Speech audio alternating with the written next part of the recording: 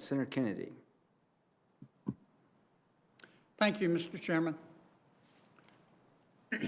Gentlemen, each of you has founded an extraordinarily successful company, and they're both American companies.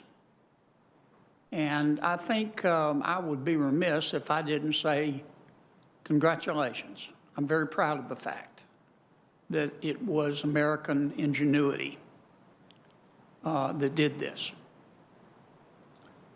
I think we can also both agree that both Twitter and Facebook have enormous power as a result of your success.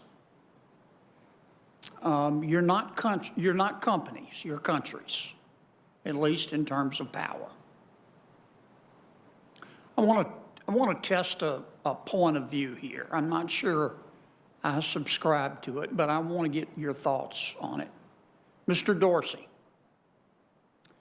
do you believe everything you read? No. Why not? I think it's healthy to have skepticism about everything and have a mindset of verifying it and using as much information as possible to do so. Do you have somebody on your staff who protects you from reading things that they think you shouldn't? No. Mr. Zuckerberg, do you believe everything you read?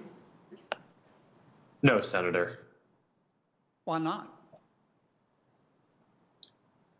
Because a lot of things are incomplete or incorrect. So you exercise your own judgment? Yes, Senator. Okay. Do you have somebody on your staff whose job is to filter things that they think you should not be reading? Senator, not externally, although I would hope that the teams that I work with internally do their best to make sure that the information that they're presenting me with are always accurate. Okay. I want to, here is a point of view. I'm not sure I subscribe to it, but it is a legitimate point of view, I think, and I'd like to know your thoughts on it. You have both, and this is directed to each of you, you have both Democrats and Republicans upset with you. The Democrats are upset with you, this point of view holds, because they want you to publish, I'm not using that word as a term of art or science here with any special meanings. The Democrats want you to publish stuff on your platforms that they agree with, but they don't want you to publish stuff that they disagree with. And this point of view also holds that the Republicans are upset with you because they want you to publish things on your platforms that they agree with, but they don't want you to publish stuff on your platforms that they disagree with. What if we had a rule? What if your companies had a rule? This is a question, not a suggestion. What if your companies had a rule that said, okay, people aren't morons. I would like to treat people as they treat me. That is that I can read what I want to read and exercise my own good judgment about whether I choose to believe it. So here's the rule we're adopting. If you go on Twitter or Facebook, you can't bully people. You can't threaten people. Maybe this is a subset of both of those, but you can't commit a crime with your words, and you can't incite violence. But other than that, you can print any damn thing you want to. and we'll let our users judge. Give me your thoughts on that. Those are generally the rules we have. I mean, our focus on these policies, No, Senator, no, you is- don't, Mr. Dorsey. Excuse me for interrupting, but you're censoring right and left, trying to make both sides happy, and you're making neither side happy. No, that's not the intention. The intention is I to. know it's not the intention, but the intention, but it's the result. I can see why you might say that and why you might perceive that, and that's why we do think it's important that we add more transparency to how we moderate content, that we give more control to individuals to moderate their own content and focus on algorithms. But a lot of our policies are focused on making sure that people feel that they can express themselves in the first place and not driven away. Everything you mentioned about bullying, about harassment around illegal content or violence, incitement to violence, that is what our policies are, and that is I know, our and excuse intent. me for interrupting, but my time's limited, and I want to hear from Mr. Zuckerberg. But you're not just doing that. You've started to censor content.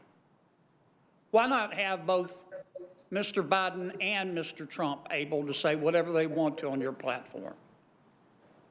Mr. Zucker, so long as they don't threaten, bully, incite violence, commit a crime. I'm not justifying the use of either Twitter or Facebook to hurt the Rohingyas. Mr. Zuckerberg, what are your thoughts on my suggestion? Get out of the censorship business, other than the exceptions I talked about. Senator, in principle, I agree with what you are saying, although I think that there are more categories of harm than just the ones that you've mentioned. So, but I think the basic principle behind what you're saying is a definition of free expression that says that people should be able to share their opinions broadly, except if it's going to cause imminent or irreparable harm to another person, which now even the most ardent First Amendment supporters, agree that you shouldn't be able to yell fire in a crowded theater if there's not actually a fire, right? Because that could put people in the risk of imminent harm. So you mentioned terrorism, you mentioned child exploitation and bullying as forms of harm. And I think a lot of the debate is around what are other forms of harm. For example, we're in the middle of a pandemic, and we've assessed that misinformation about COVID and treatments that could put people in additional risk of getting the disease or not seeking the right treatment if they have it, that those are also things that could cause imminent harm. We've taken the position that Mr. Zuckerberg, let me interrupt you, and I really do apologize. But I'm going to be cut off in a second, and appropriately so. I'm not saying you're wrong by doing what you just described, but that makes you a publisher. And that creates problems with Section 230.